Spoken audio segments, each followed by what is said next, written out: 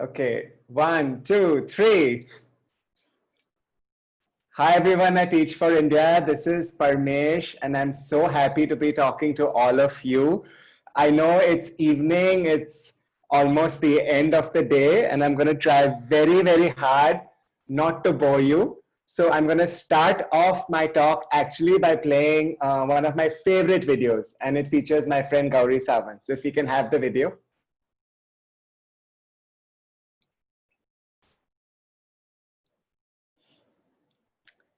You know, each time I see this video, I have tears in my eyes. It's such a powerful video. Gauri happens to be one of the incredible individuals who are featured in my book, Queeristan, LGBTQ Inclusion in the Indian Workplace. And I really wanted this book to be very much about people and our stories, right? Because it's ostensibly a business book, it's ostensibly a how-to book, but I felt that you can't do a how-to book without telling people about who these stories are and why this inclusion is important. And which is why I'm so happy to be taking this session for all of you, because I kind of want to share some thoughts around effective communication that I've tried to do with this book. And I'm going to show you a bunch of videos as well that I believe are also very, very useful as effective communication tools. And I hope that you find it useful in your practice as well, yeah? So, to me, communication is effective when it's completely based on what outcomes you intend. So effective communication is communication that is outcome oriented, and you have to design whatever communication intervention you're working on, whether it's a lecture, whether it's a video, whether it's a book, whether it's a social media post, whatever it is, thinking very much about the outcomes.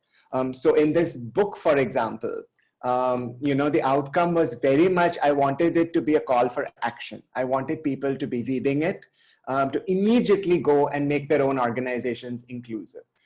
So the way I designed it in every aspect was, how can each part of the book be a call for action, right?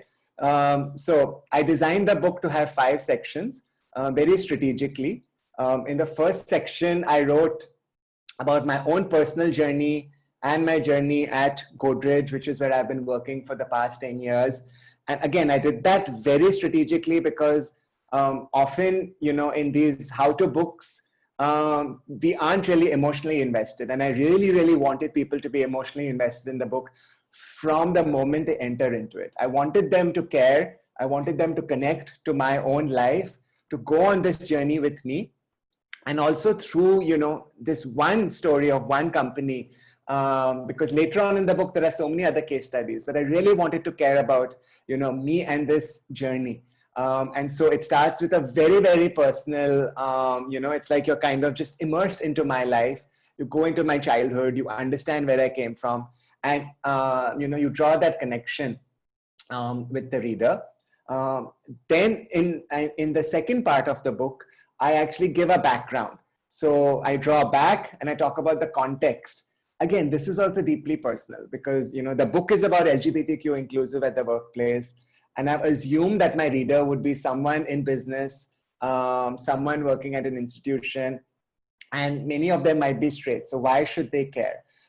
So, again, designed to give the context, right? So I think of the context in these different ways. I think of it in terms of the law, whether it's 377 or other laws, in terms of the various terms that we use in the LGBTQ community, lesbian, gay, bisexual, transgender, and so many other terms, hijra, kothi, aravani, so many others as well, to explain what these terms mean, the history, to give the readers a sense that being queer has always been a part of Indian culture. And in fact, what is not Indian is homophobia, which came in with the British, and then the British left about 70 years ago, and finally their archaic section 377 also went in 2018. So it's time for homophobia to go back.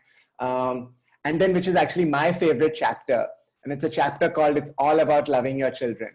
And it's a reversal of the Karan Johar tagline of Kabhi Khushi Kabhi Gum, which was, it's all about loving your parents. And here I actually talk about how important family is. And when family accepts you, whether it's your own blood family at home, of parents, siblings, and so on, whether it's the families that you create out of choice, in terms of the communities you create, or whether it's your work family, right? How important that family feeling and that family acceptance is. And when that happens, how queer people can flourish, right? So I gave all of this, again, with great intent before getting into the, why is inclusion important? And, whether it's, I give 4 reasons: money, innovation, talent, reputation, and many steps that companies can take, whether it's, changing policies, whether for partnership benefits, or whether for gender affirmation, whether in actively hiring, whether in sensitizing employees, whether in supporting LGBTQ organizations, community-based organizations, and so on. But I think, all of that only makes sense, and you're only invested in it when you understand the people behind it, and our history and context, right? So which is why I designed it in this particular way. And then I end the book, because it kind of goes on this, on this journey, on this graph. I end this book with this incredible burst of optimism, outlining an ideal world coming up all around us. I look at the changes that are taking place in films, books, politics in some sense, so many different states which are being LGBTQ affirmative, whether it's Chhattisgarh, Tamil Nadu, Maharashtra, or so on. Efforts in the law, right? Because 377 has gone, but there are still so many efforts in terms of the law, whether it's modification of the Trans Act, which is not at all fair or reflects the aspirations of India's trans citizens, whether it's the efforts which are beginning towards, queer marriage equality, whether it's anti-discrimination laws, and all this is happening already. So I talk about that. I talk about all the incredible young intersectional queer movements which are happening, whether it's Dalit Queer Project, Queer Muslim Project, so many others, inspiring individuals like Grace Banu, who's a trans engineer who has set up this wonderful trans collective village in Tuticorin in collaboration with the collector. So it's a dairy cooperative. The land has been given by the government, and it's a dairy farm which is being run by members of the transgender community. Really good win-win collaborative efforts, right? And I just look at all of these as an indication that we are already moving into an LGBTQ inclusive India, which I affectionately call Queeristan. But I say that to co-create this, we all have to step up and co-create this together. So I wrote the book with intent as a personal diary, as a business book, and I specifically included things like queer movies, TikTok, parties, job fairs, my love life, because I wanted very much to create, to create it like a full-on Bollywood masala film, because I wanted it to create that kind of impact that people finish reading it and then move to action, right? And in this, I want to bring the framework of a wonderful theorist called Gerard, Genet, who brought up this this concept of paratext. So just very, very briefly, if text is what the body is of your communication, whether it's a book, whether it's a movie or anything, right? Text is what you are saying, the main body of it, right? Subtext is what lies below, what you are implying. You're not directly saying it, but you're kind of implying it, right? And then paratext is everything that comes up around it. It's what your piece of communication empowers, whether it's simple stuff like the design of the book, the media coverage, the font, the conversations that happen because of it, and things like that, right? So I wrote this book with great intent on all these 3 dimensions. Now I want to show you a video that actually tells you a little bit about the subtext, right? The text of the book is very much, it's a business book meant for, companies and other organizations to help them be more inclusive. That's the text. But here's a video in which, one talks about the subtext. And this is of Dhiren, another friend of mine who's a wonderful scholar and a professor at OP Jindal University. And here's a video where Dhiren talks about the intersection of caste and queerness. So see it. It's from a Culture Lab event that we had 2 years ago.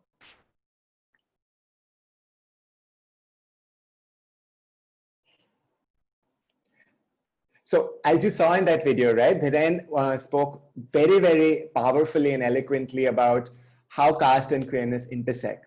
And the subtext of Queeristan as well is about these kind of intersections, right? How do we weave in, now how do we weave in intersectionality and the call for social justice within the format of a business book? So I designed the book very much with that intent, because all, you know, the intended audience are business people, but even as business people are reading it, how can we inject social justice issues within a business book so that the consciousness arises, the awareness about intersectionality arises, and hopefully that makes them more sensitive and proactive. So, you know, this is an example of subtext. And, you know, the paratext of the book, again, it's the fact that I'm doing this conversation for all of you. It's with great intent, because why should someone who has written a business book talk about communication strategy at a Teach for India conference, right? Very much with intent, because I want very much the paratext of this book to go way beyond business. And, you know, to take the spirit of, say, this 377 judgment of 2018 and transform every aspect of our society, whether it is our homes, whether it is our schools and colleges, whether it is our families. So using the book as a stepping stone, I'm doing all these multiple conversations with great intent so that I can really help push for a societal change. Because unless we start changing our attitudes and our beliefs, and unless we start, you know, respecting and loving each other in all these different institutions, we are not going to get that huge change in our Queeristan, in which every LGBTQ citizen can feel equal, right? Right now, we just have a place where we are not criminals. But between decriminalization and equality, we all have to make that effort as well. And which is why I'm doing this. So which is why, you know, the paratext of the book is conversations like this as well. And I think it's very, very important, especially now, for all of us to be thinking of issues of inclusion on various dimensions, right? I work on LGBTQ, so that's something I'm invested in. I work in the business world. So, you know, I use those platforms. But I think it's fundamental, and I use two terms in the book that I want to share with you all, you know, at this point. One is jugaad resistance. And it talks about how one can place oneself within the system, whichever system one is operating in, and bring about change from within the system. And this is what I've tried to do at Godrej, and, you know, being at Godrej, trying to influence other organizations to make their policies and practices more LGBTQ inclusive. So the question for all of you is, what can you do being exactly where you are, right? What steps can you do immediately to bring about a change on anything that you might want to believe, anything that you believe in, and that you believe that the world needs to change towards, right? The second framework is cultural acupuncture. It's a framework I borrowed from the Harry Potter Alliance. And it talks about, you know, using the framework of culture to kind of push for specific changes. I mean, so, you know, I kind of change the usage of the term when I use it. I use it to talk about how I've kind of pressed on certain cultural points, you know, at Godrej, using the Culture Lab and other interventions. But the overall thing is that, you know, culture is a very strong force. And if one can find, you know, what aspect of culture and where to press, you can often bring about a huge amount of change in that. And so, you know, one key aspect, I think, in changing mindsets is at least in our country is using Bollywood, right? So many people use Bollywood so well because there's instant recall. And, you know, you can actually use whether it's stars or whether it's the framework of the song and dance to be used to communicate so much really, really effectively. And so my last video that I want to share with you is something that I feel is a very, very effective piece of communication on all of these levels that I've identified, right? The text is very clear, subtext is extraordinary. And when this video was released, the paratext was incredible. It was UN Free and Equal's first big video in the country. UN Free and Equal is the LGBTQ arm of the UN. And it is so far until now the highest. It's the UN video with the most views. So I hope that, you know, through my talk and through these videos that I've shown you, I've tried to emphasize, and I hope that you've understood that whatever you are doing in terms of communication, please be conscious of the outcomes, and please think of the outcomes in different levels, right? So with that, here's the video, and I hope you enjoy seeing it.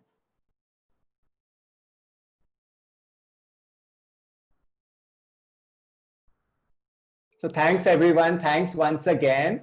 I know you've had a long and hard day, but I hope you found some use in what I've had to say. So thank you so much to the entire Teach for India team for this opportunity. And of course, you know, part of effective communication is shameless plugging wherever. So if you do get a chance, do check out Kyrgyzstan.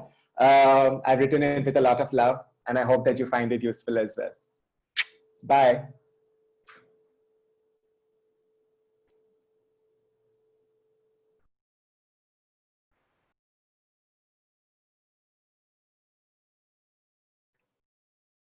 So I've got a good question. It's what is the connection between identity and communication?